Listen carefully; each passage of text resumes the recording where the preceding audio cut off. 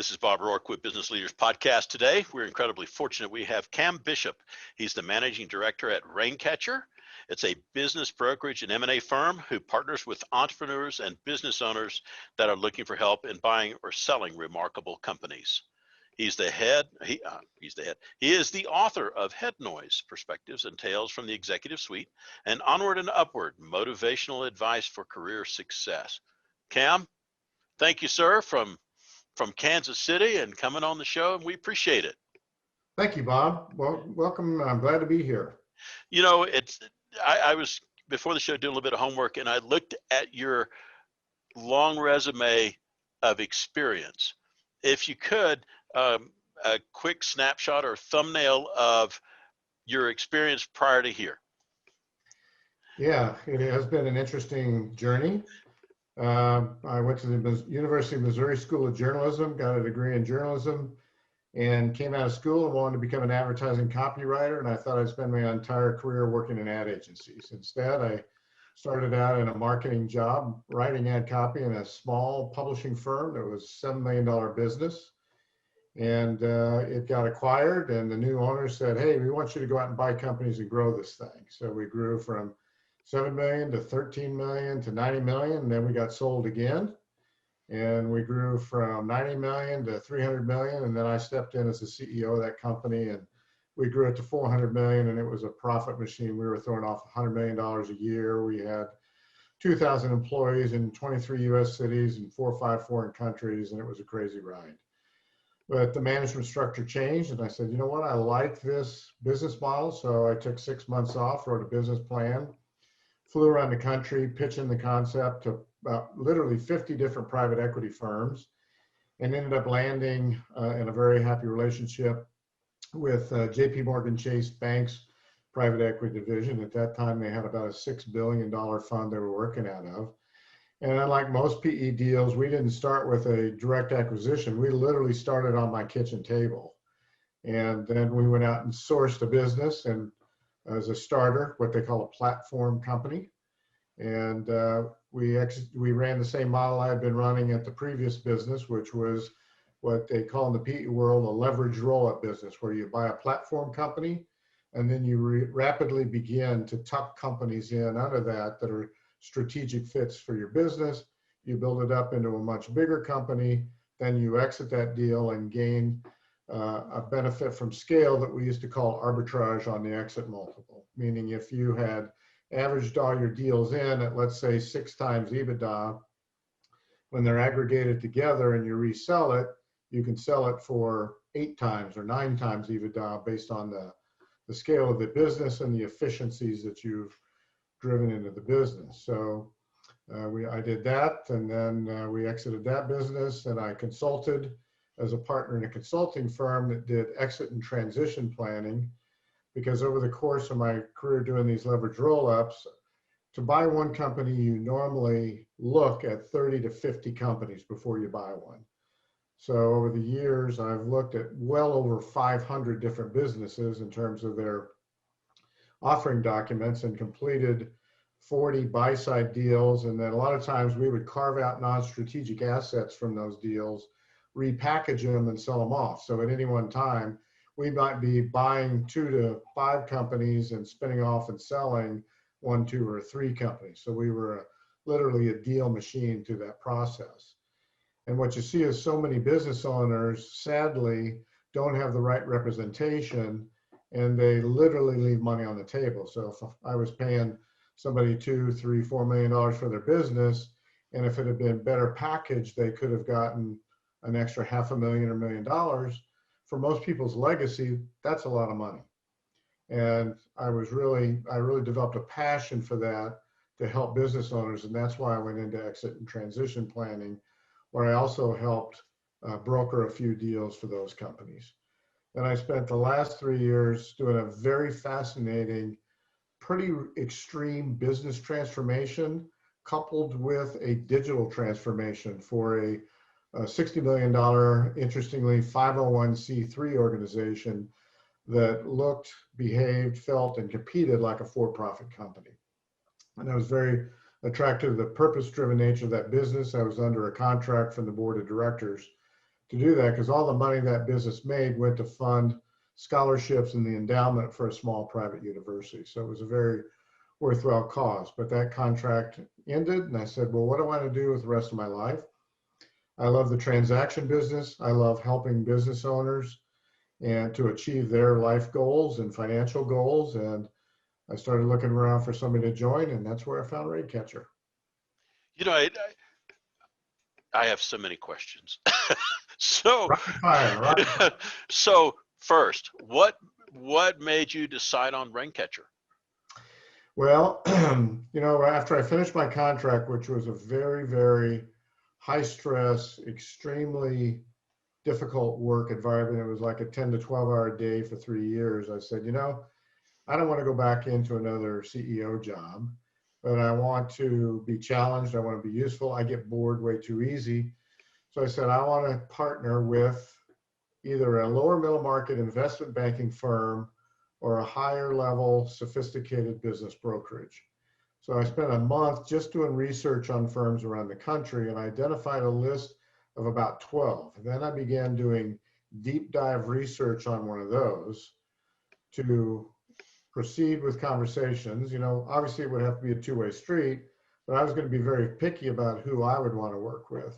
And quite literally, the third firm I came to, fortunately, was Raincatcher. And I was very impressed with their digital presence and the quality of their website. So I reached out to them via their website, got a call back from the two partners, Marla and Jason. We set up a couple of Zoom calls like this. We sort of hit it off. We found that we were very much in alignment on mission, vision, values, the value of corporate culture in a company, and we just hit it off. And they're marvelous people, highly ethical people. And I said, look, I like how this is going. If you're agreeable, I'll drive out 9.5 hours from Kansas City to Denver during COVID, and let's meet someplace outdoors. So we met at an outdoor restaurant and we spent literally 5 hours together. We went through lunch and through dinner. And it was great. And my wife came out with me because I'm very believe in the family orientation of businesses. She came over after a while. We just hit it off. Then we had to figure out a business model that worked for both of us. And rightfully so, that took some time because they were evolving their business.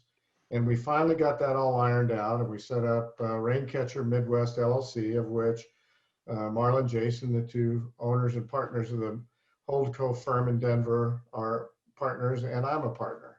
And we're going to focus on building out the Central Standard Time territory in the United States as part of their nationwide build-out strategy.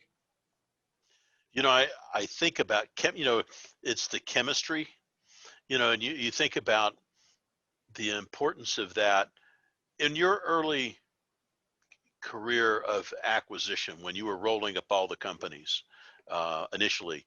How important was chemistry to you when you were looking at acquisition targets?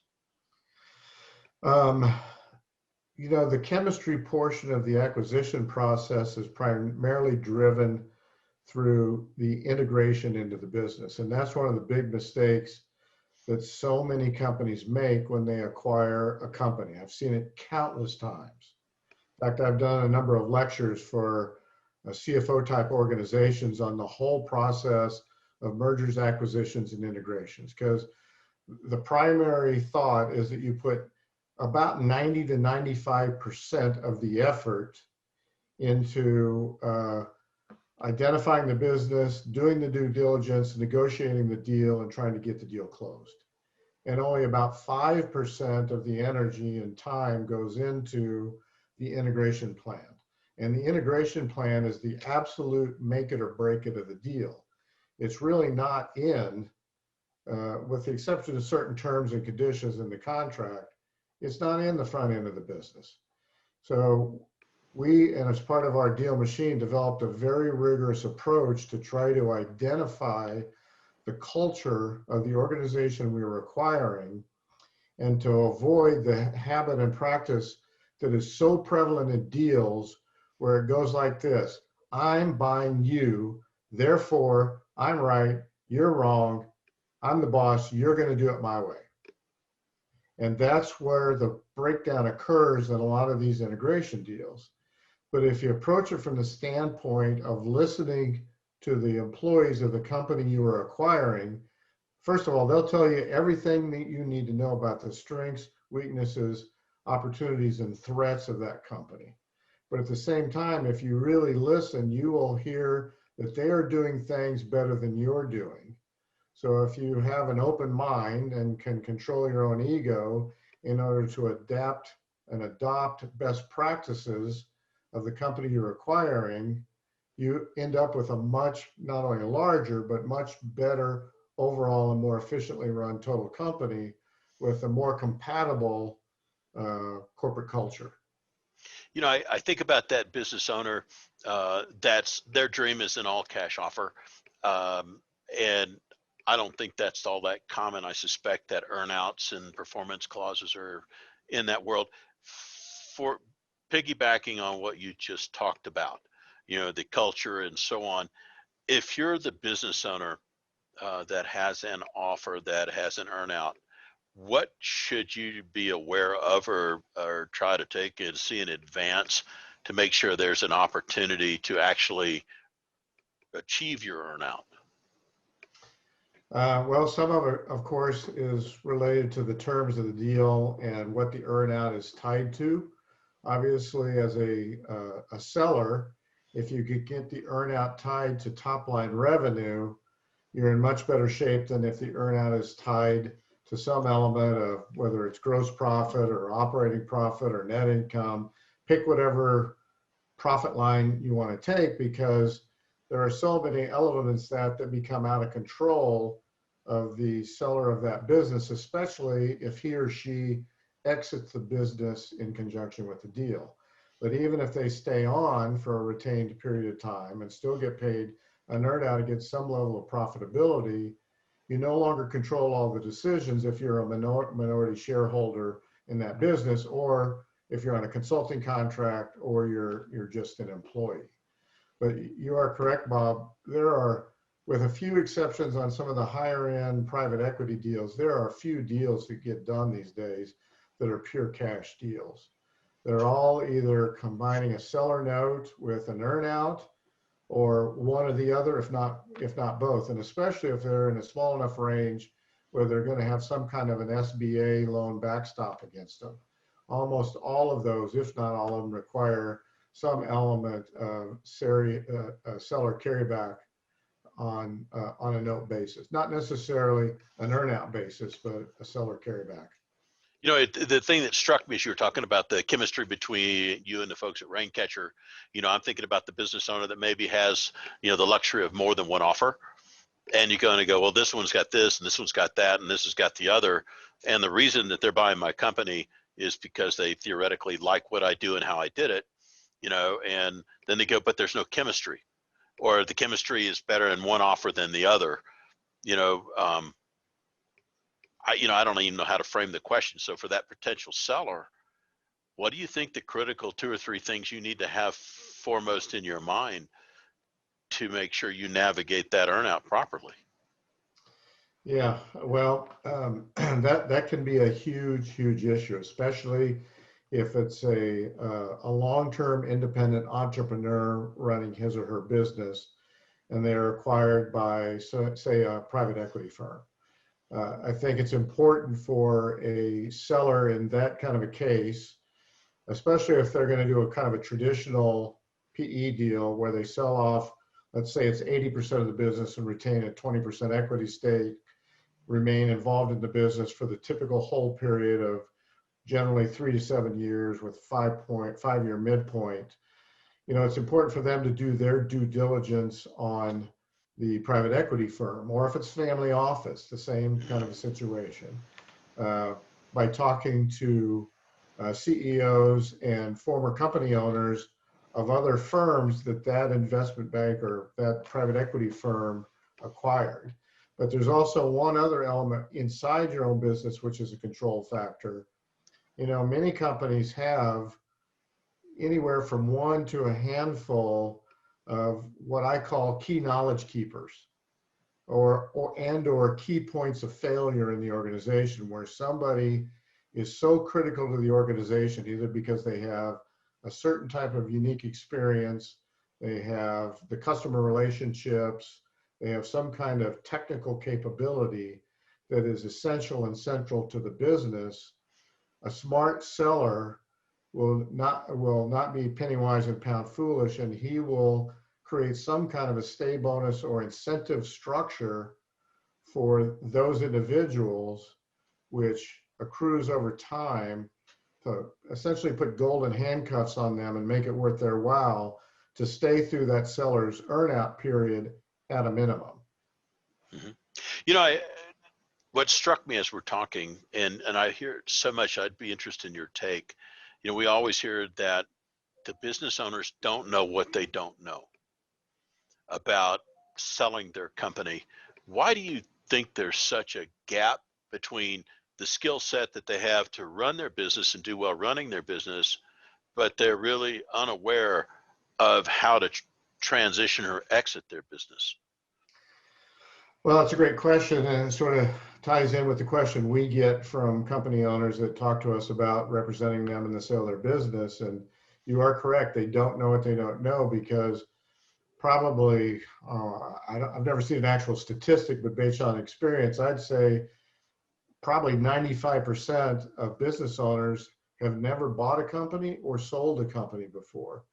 So they have no idea what's involved in the process, how much work it is, how much time it takes, and how complex it is. It is a case of you don't know what you don't know.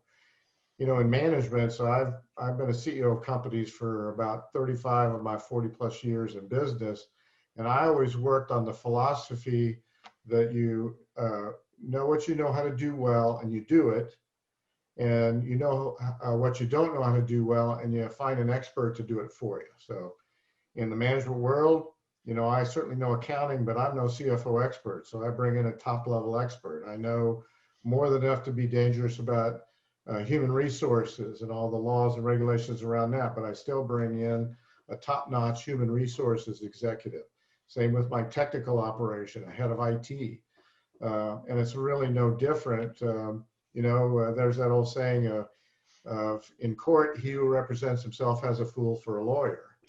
And there are certain parts of that that apply in the sale of a company. And there is a large element also involved with that of just basic risk mitigation of having a knowledgeable professional represent you in the business from all the technical aspects of the deal, as well as someone to look out for your best interest and help you divorce the emotional aspects that go with selling a company. It's a highly stressful, highly emotional process, and it's very easy as a business owner to make decisions based on emotion rather than solid business principle. And that's where we play a critical role. You know, again, so many different ways to go. You know, there's the transaction fatigue factor. And I'm sure you've seen folks, you go, I'm just worn out. I'm done. I don't want to play anymore. And you know, for that business owner, and you've seen it with all the acquisitions where the business owner is responding to requests. How do you see that business owner when they're in the transaction process? How well do they do running their company during that process? Well, that's a great question, because the challenge of selling a company is, and that's also one of the things we try to keep an eye on and monitor those owners on, is that running their business is in and of itself a full-time job, and packaging a company to sell is also a full-time job. And if you don't have somebody that's controlling and doing the work on as many elements of that as possible outside the firm, you can become consumed with it as a business owner, take your eye off the ball, and you can see deterioration in the performance of your business while you're over here focused on trying to package and sell the business and doing something you don't know how to do. To compound that problem, a lot of times an owner will try to backstop with their attorney and an accountant. And usually an attorney that a company works with is not a transaction attorney. They're not an M&A attorney. They may be, you know, they may be primarily an HR law specialist or just kind of a general business specialist. But, it's another case of penny wise, pound foolish, not to be represented by special legal counsel that knows all the intricacies and ins and outs of the terms and factors that can make or break a deal, because most deals die not because of the price, but because of the terms.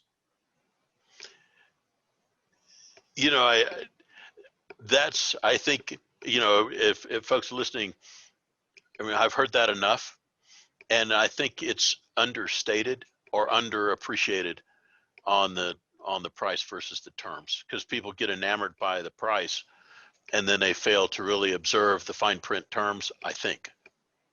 Yeah. Or they just don't understand the ramifications of those things. I mean, how many people have ever had to deal with baskets and caps and escrows and long-term liabilities and certain financial performance benchmarks that trigger certain factors in the contract, and what are the elements of the non-compete and the no solicit, no hire elements of the contract, and what do all of those mean for that business owner?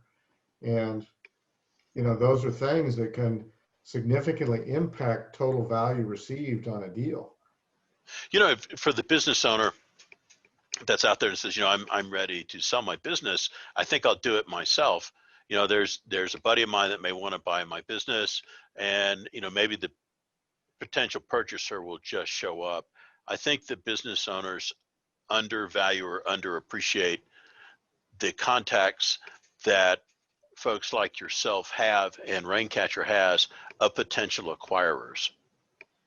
Yeah. Well, that's one of the things that attracted me to Raincatcher is, and I'd never seen this before, because of the level of digital sophistication that Raincatcher employs, both to market companies for sale and to attract and qualify potential buyers. I think right now we have a qualified buyer database of about 8,000 names, and it's growing by more than 100 a month because it's a very frothy market right now. And interestingly, this company has a fantastic track record. Again, I just recently joined, so I can't take any credit for it. I mean, I think their close rate on deals where the seller signs an engagement letter is something like 85%. Now that's off the charts. And that's partly because of the very disciplined and rigorous process and team approach they take to working with those clients and vetting those sellers. And the same goes for the buyer side of things. And about 70% of the deals the firm completes in a year are sold to people or companies or private equity groups, investor groups, family offices, whomever, that reside in that database. I think you touched on some stuff about a value add bringing to the table, and helping the company, the business owner, prep the company for and recognize the value drivers that they need to tend to. Would you comment on that? Yeah, again, business owners don't realize that there are so many factors. I could probably sit down, it would take me a few minutes, but I could probably write out about, I'm going to guess, at least 20 different value drivers that can impact a business and either enhance the value or detract from the value. I mean, one of the most common ones we see are sloppy financials. If they don't have good financial record keeping, if they don't have good historical data, if they're running on essentially a checking account payment basis where they just get a bill and they write a check out of their checking account because they have the luxury of having enough cash on hand. If they don't have a full charter of accounts and allocated expenses, and they're not doing cash flow statements and balance sheets, that's one of the single most significant detractors of business value. The other one is, and probably number one, is the degree of reliance on the sustainability and success of a company by the owner, him or herself. They either hold all of the critical knowledge in the business, or they hold the primary customer relationships, or the company is dependent on their talent or technical knowledge in some form, and they don't have any kind of a succession plan behind them. But, That's but the there old are, thing. there are many more. That's the old job versus business thing. And yeah, I would love for you to expand on the difference. The markers that a business owner is: do I have a job or do I have a business? What were the one or two things that you would see right off the bat that would tell that owner you have a job, not a business? Yeah, that's interesting. For a couple of semesters, I actually taught a course at a local junior college that was sponsored by the SBA. And one day we focused, the whole lecture for the day was talking about, do you have a job or do you have a business? And it's interesting, I think we probably had 30 or 40 small business owners in the room. And you could see the reaction on their face that would just light up like, oh my God, I never realized that. I don't really have a business, I have a job. And a job is a business, or a job is a source of money that is solely dependent on your skills and talent. For example, somebody who is in a solo practice consulting firm, they may be billing whatever it is, $500,000, $1 million a year, and taking that money home, but they don't have anything to sell because the business is solely dependent on them. And I mean, that's just a typical example. If there isn't a business that can be perpetuated, if you got hit by a bus, then you really have just a job and not a business. And the other factor is that I would lecture heavily on, that, again, virtually no one in this room had considered, is if you're starting a business or if you're an early stage in a business, you need to be thinking at that time about what your end game is. How are you going to exit that business? Because everybody in the world is going to exit their business. They're either going to do it voluntarily standing up, or they're going to do it by getting carted out on a stretcher, but it's going to happen. And the tragedy occurs when there is no exit plan, there is no succession plan. The stories I know of are just heart-wrenching about businesses that had true net worth, and the owner, who was healthy one day, has a heart attack, drops dead. Employees who had customer contact relationships have no direction because there's nobody there to run the business, and they walk out the door, take key customer relationships, and the value of that business completely drains away, and there's nothing left there for the remaining, spouse and children and heir, those who would otherwise be an heir to the financial success that owner had built up over usually several decades. There's a statistic I think out there, somewhere around 80% of a business owner's net worth is in their business. And and I think about the analogy to selling a home. If you go to sell your home, the kitchen, the bathroom, the best place to spend the money. You typically have somebody, a professional, come by and look at your property and go, you need to stage it this way, you need to clean this up, you need to fix that up. And for the business owner that thinks they can sell the business by themselves, I don't know why there's such a disconnect between the same things that you do for a piece of real estate or anything else that you're going to sell, and they don't do that or have a checklist. You guys have a fairly robust system for determining potential value of a company, as I understand it. Yeah, we really do. Again, it was one of the other things that attracted me to the firm.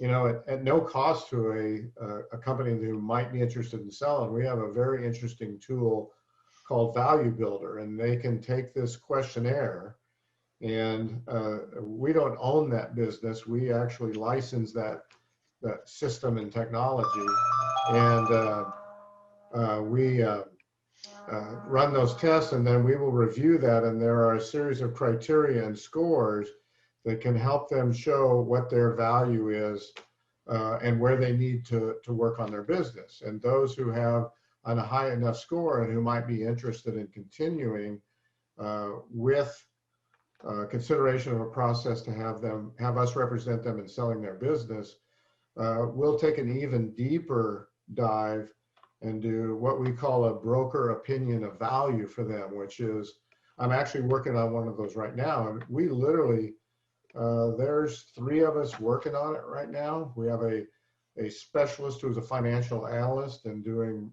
valuation work. You know, we'll probably have 30 or 40 man hours of work preparing this presentation for a prospective buyer, and we don't charge for that service. We actually are somewhat unique in that we put our skin in the game with that business owner, and we only get paid if they get paid. So we get paid a success fee on the back end of a deal. So there's very little risk, financial risk up front for a seller, other than perhaps a retainer that we want them to have a little bit of skin in the game, but not a material amount.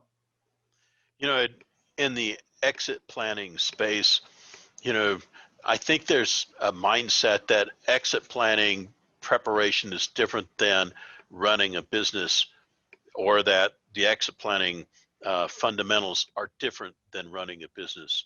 For you, what's your opinion on the exit planning value building steps versus just running your business? Well, again, this was another topic I hit on that really resonated with people in the SBA course I taught. You know, the vast majority of business owners spend somewhere between 90 and 95% of their time working in the business, and only about 5% of their time working on the business. And exit and transition planning is about working on the business, the kinds of decisions and moves that you can make that help extract additional value out of the company. Just as I mentioned earlier, if the business is solely relying on you as the owner of the business, you're in trouble. We would counsel you that you're going to need a succession plan, and you're going to have to invest into someone who can succeed you or grow alongside you, so that if when you leave the business, there's someone there who can take it over, because the buyer is going to look at that and they're either not going to want to buy your business, or they're going to deeply discount it to offset their presumption of risk that goes along with buying a business that is so dependent on one or two individuals. The things that I think are interesting, is client concentration risk. Hey, we just went out, we landed the biggest client that we've ever had. They're now 50% of our revenue. Our margins aren't that great, but our gross revenues are really amazing now that we landed this big client. What does that do to the value of a business if you do something like that? Yeah, well, ironically, you might actually increase both your top line and your profit line, but reduce your value as a company because of the level of risk in that customer concentration. I would say that's probably value driver number 3 after the reliance of the business on the owner and sloppy financials. Then comes customer concentration, or it could be customer turnover. Yeah, I think the business owner has their hands full. First, can I get the business started? Do I have the courage to get it going? You started a business on your kitchen table, so your spouse has to kind of be along for the ride as well and be supportive. And then they run it, get it going, and they finally achieve some level of success. And it doesn't surprise me, I think, at this juncture, that they really don't understand the value drivers. They've got, I've got my family boat, I've got some vacations in the company on the balance sheet, and I'm sure you've seen that a lot through your acquisition career. Oh my gosh, I've got a lot of crazy stories. The term that I've always used for that, we would call it EOB, for excess owner benefit. In fact, you're in Denver. We were buying a company in Denver one time that was, they officed down near the Centennial Airport off of Arapahoe Road. And the reason their offices were there was because the owner of the company, it was a very successful company. The owner was a pilot, and he owned 3, not 1, not 2, but 3 airplanes. And all 3 of those airplanes were charged to the company. And anytime he went anywhere, he charged the flying fees and the gas and the hangar time, whatever else, to the company. And, that's a pretty steep cost to the company. But I mean, we've seen people in construction business where they will have their crews go remodel a room in their home and, charge that off to or allocate that expense to the company. And of course, tons of things with boats being charged to the company, elaborate vacations, Oh, those are recreation platforms. recreation platforms. Recreation platforms, yes. And then, of course, there's the favorite one where there are all these family members on the payroll, none of whom ever come to the office or actually have a job description or a functional job. I mean, those are just a few, but there's some pretty creative ones out there. As you look back over your acquisition career, and I was thinking about the business that you bought that you most admired how they had it put together. So it was a simple acquisition contrasted with the business that you bought that required the most work. What were the key characteristics of either? Um, I would say it would be a blend of a few things.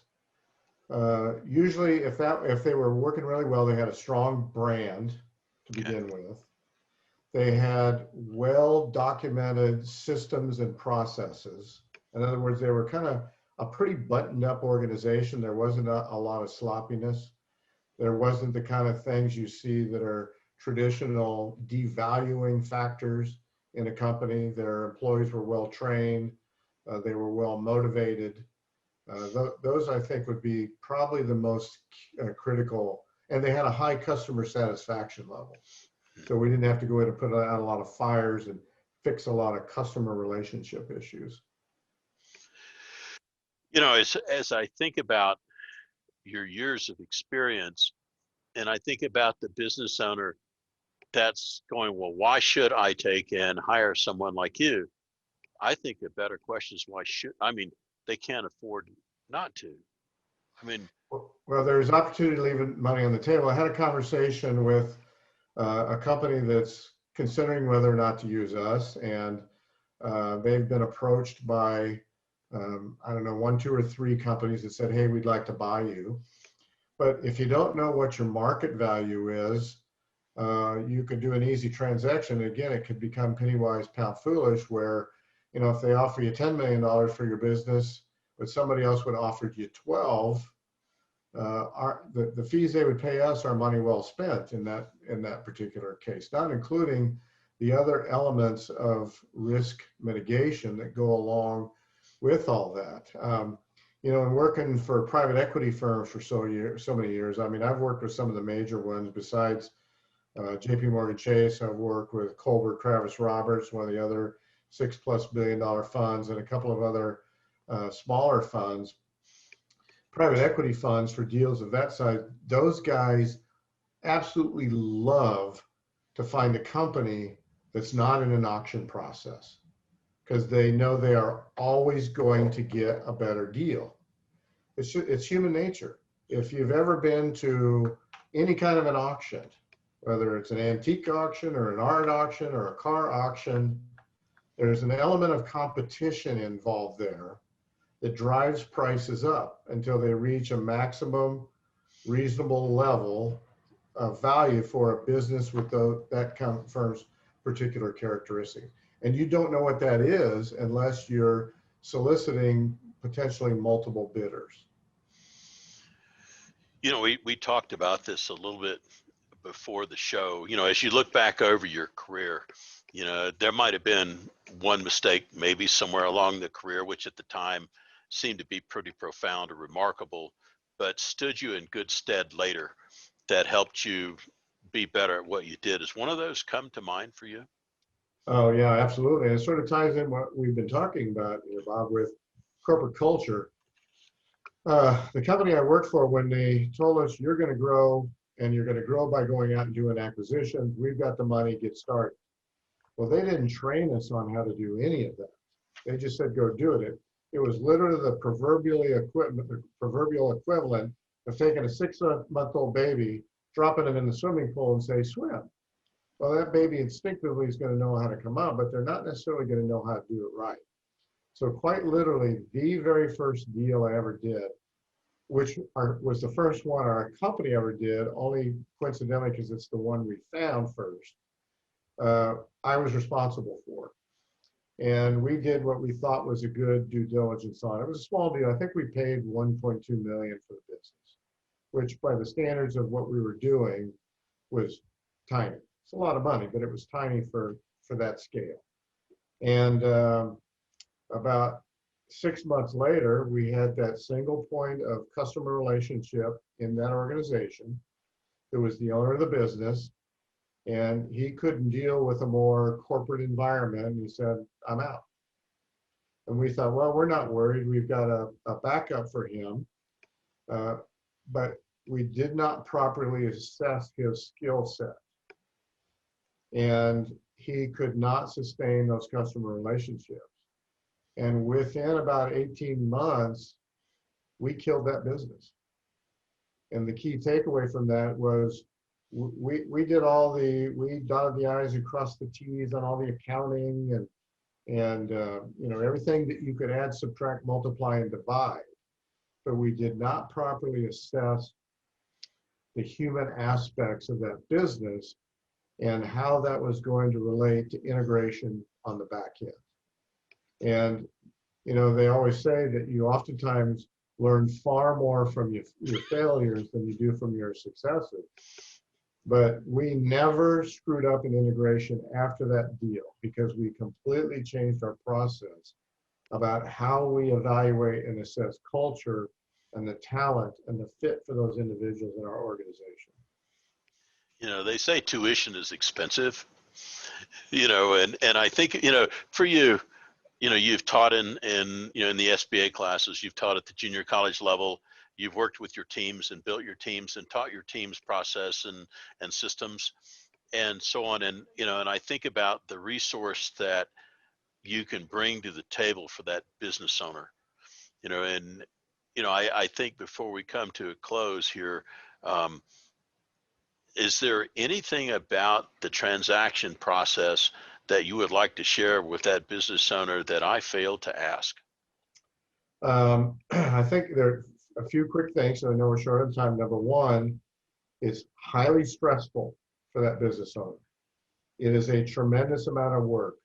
There is much uncertainty. It takes a long time to do. In a perfect world, you might get a deal done from the day you sign an engagement letter. If you're super lucky, you might get it done in 4 months. The average is somewhere between 6 and 9 months, and I've seen them go for well over a year, depending on complicating factors. The other factor is what that business owner needs to think about is his or her own personal life. What does life look like after that company's sold? And that's part of the reason I'm in this business, is to help them, because I've seen way too many business owners emotionally crash and burn. Many owners battle depression after they sell their company because they're so consumed with running their business, and their social structure is often dependent on their business, either through vendors or employees or what have you, that they don't really have a life outside that company, and they haven't thought about how to build that. So we actually spend a lot of time talking with them about that part of the process, along with the technical aspects of conducting a transaction. I would second that thought. I think the statistics are somewhere around 75% of all business owners that exit their business wish they hadn't within 12 months. Because they, and particularly for the ones that haven't created the vision for post-sale, is what we see. So,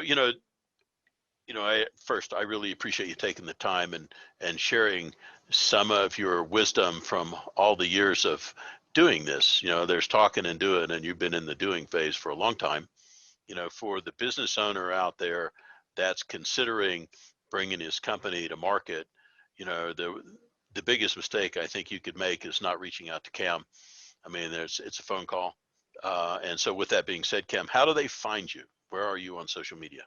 Yeah, well, we're www.raincatcher.com. That's the fastest way into the organization. Or they can reach me at cameron.bishop@raincatcher.com, or they can find me on LinkedIn. Well, Cameron, first I must say thank you for being kind enough to send me your books. They were a good read with a lot of information. So for the folks out there that are looking for some tips, want to pick up the books or reach out to Cameron to get the books. And I thank you again for taking time out of your afternoon. And for the business owners that have the opportunity to work with you, I think they're fortunate indeed. Yep. If they would like to have us, we can help. Well, I think on that note, Cameron, thank you so much for your time, and look forward to catching up with you soon. Yeah, thank you, Bob. So good to be with you. You bet.